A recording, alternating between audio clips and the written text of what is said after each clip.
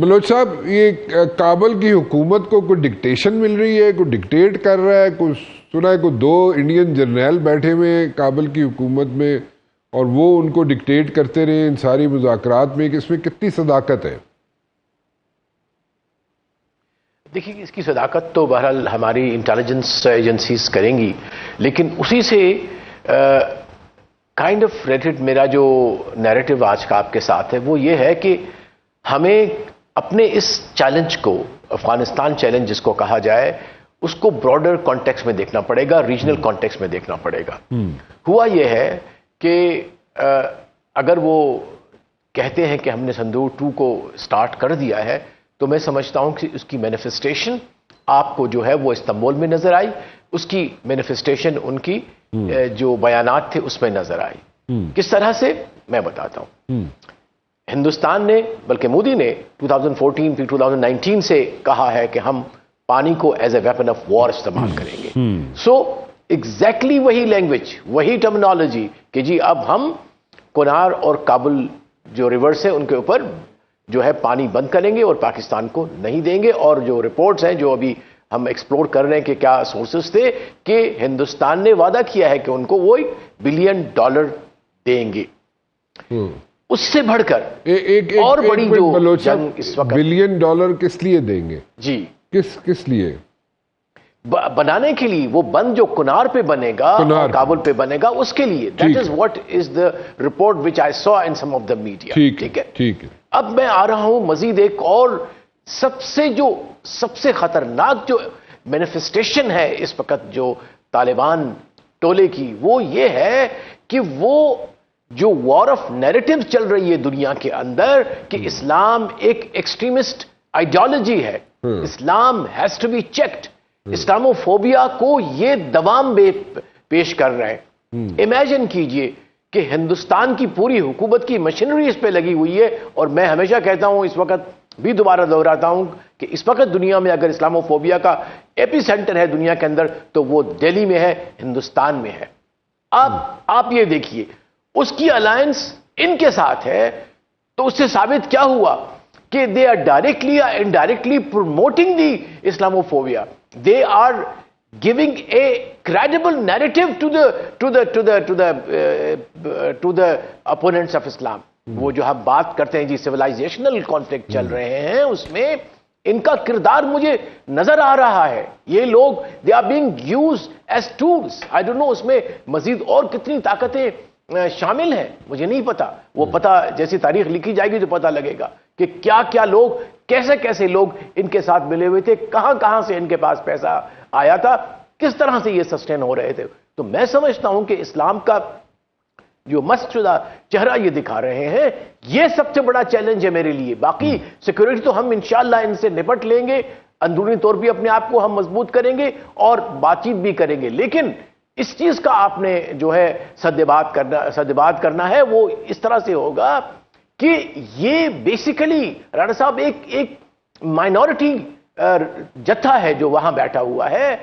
It does not represent Afghanistan.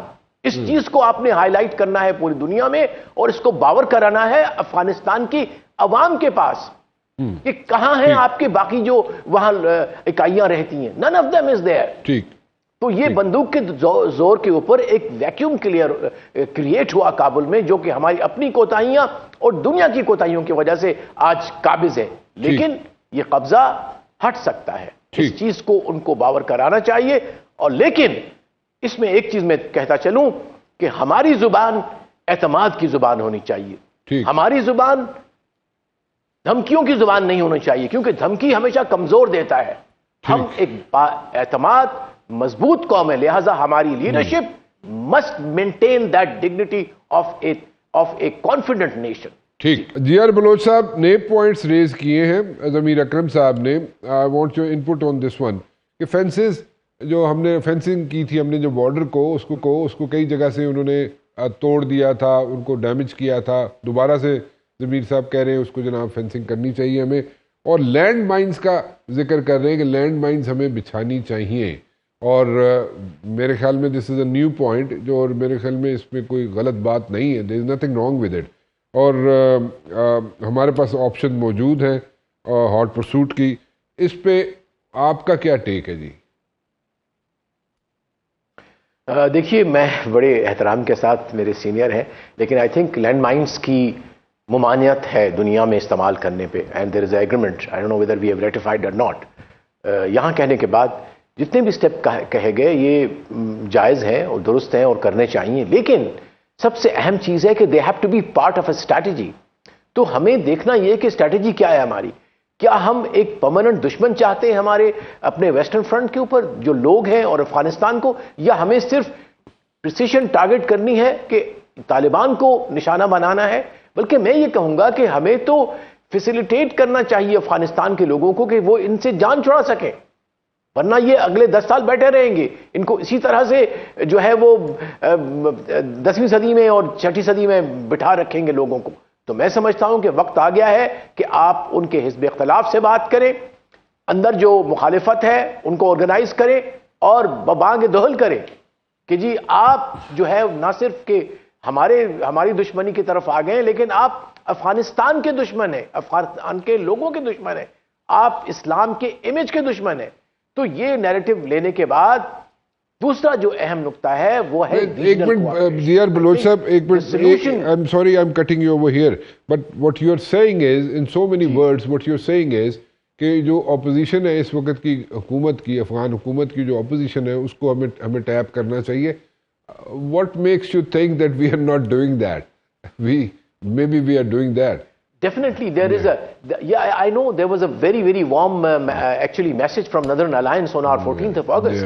اور ایک meeting بھی اسلام آباد میں ہونی تھی، لیکن میرا خیال ہے we have to really galvanize at the regional level. Maybe ہمارے جو دوست ہیں جو ہمارے ساتھ سوچ میں کم از کم ہماری برابری ہے، اس میں ان کے نام لینے کی ضرورت نہیں ہے، ان کو بتایا جائے کہ now is the time کہ ہمیں افغانستان کے عوام کو اس ایک ایسا قدامت پرست جو میرے خیال میں ایک اور چیز، وہ ٹھیک ہے آپ کا پوائنٹ آ گیا جیر صاحب، لیکن میں ایک چیز اور پوچھنا چاہوں گا. یہ جو بار بار ہم لوگ بات کرتے ہیں کلیئرٹی کیوں نہیں ہے؟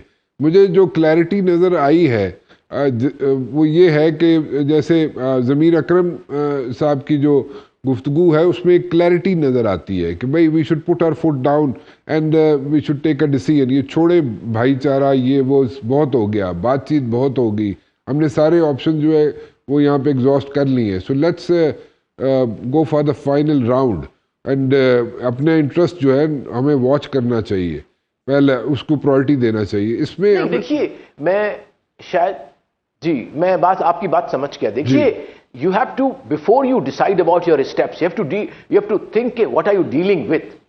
You are dealing with a jatha. It's an armed group. It's not a regime. It's not a government. اب اس کے لیے یہ اس کے انٹرسٹ میں ہے کہ ایک بڑا ملک لائک پاکستان ہے، نیوکلیر ملک، اس کے سامنے وہ کھڑا ہو گیا ہے.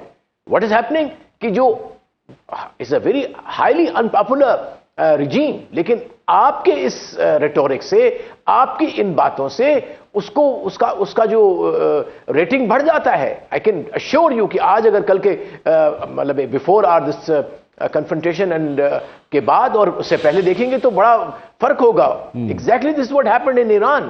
آپ یہ دیکھیے ایرانی قوم کھڑی ہو گئی جب امریکہ نے اور اسرائیل نے حملہ کیا، ڈسپائٹ دا فیکٹ کہ دیور ارلیئر سم اسٹیٹسٹک کے بہت سارے لوگ ناراض تھے کہ یہ اپروچ درست نہیں ہے ہماری حکومت کی.